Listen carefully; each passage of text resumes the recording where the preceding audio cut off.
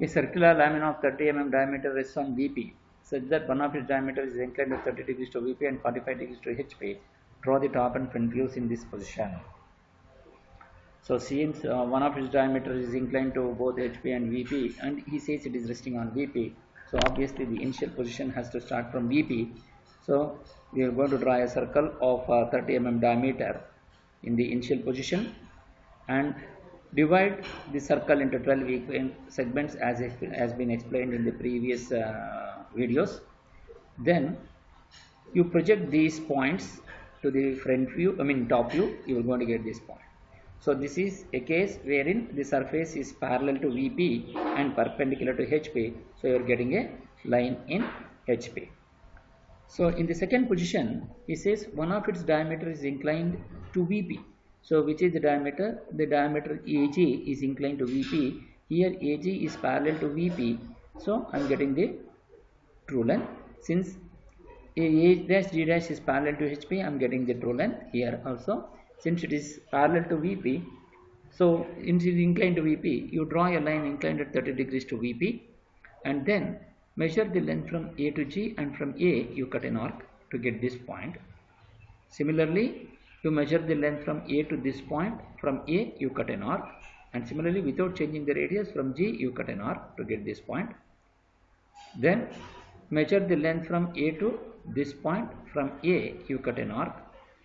Similarly, without changing the radius, from G you cut an arc to get this point by using the compass. Again you measure the length from A to D, from A you mark this point. So then draw a vertical projectors to the front view from A and G, draw a horizontal projector from A dash and G dash, you are going to get this point A dash and G dash, and similarly draw a vertical projector from D and K and draw a horizontal projector from D dash and K dash to get these 2 points. Then draw a vertical projector from this point and draw a vertical projector from this, and draw a horizontal projector from here and draw a horizontal projector from here to get these 4 points.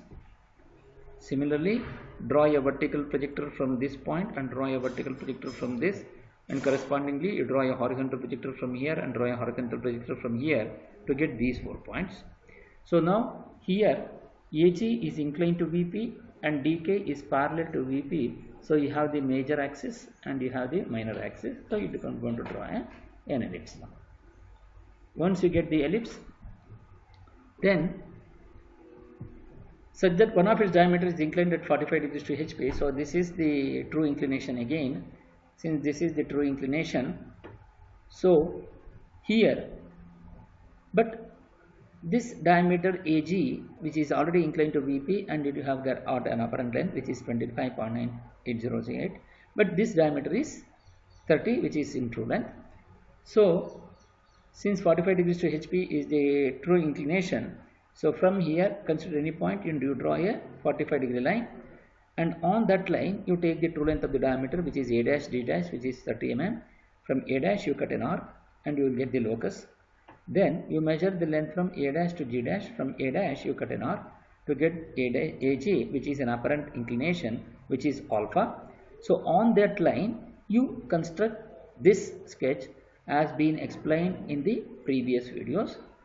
Then again from here you draw a vertical projector to the from A dash and also from G dash, and draw a horizontal projector from A and G to get these 2 points.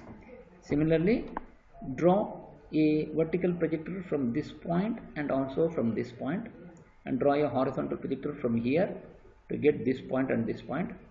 Similarly, draw a horizontal projector from here and draw a vertical projector from here and here to get these 2 points. Similarly, draw a horizontal projector from here and draw a horizontal projector from here and draw a vertical projector from these 2 points, and similarly draw a vertical projector from these 2 points to get these 4 points, and again draw a vertical projector from D dash and draw a vertical projector from K dash and draw a vertical horizontal projector from D and K to complete this 12 points, and join these things by means of a smooth curve to get the final sketch. So this is how we will be able to solve the problem.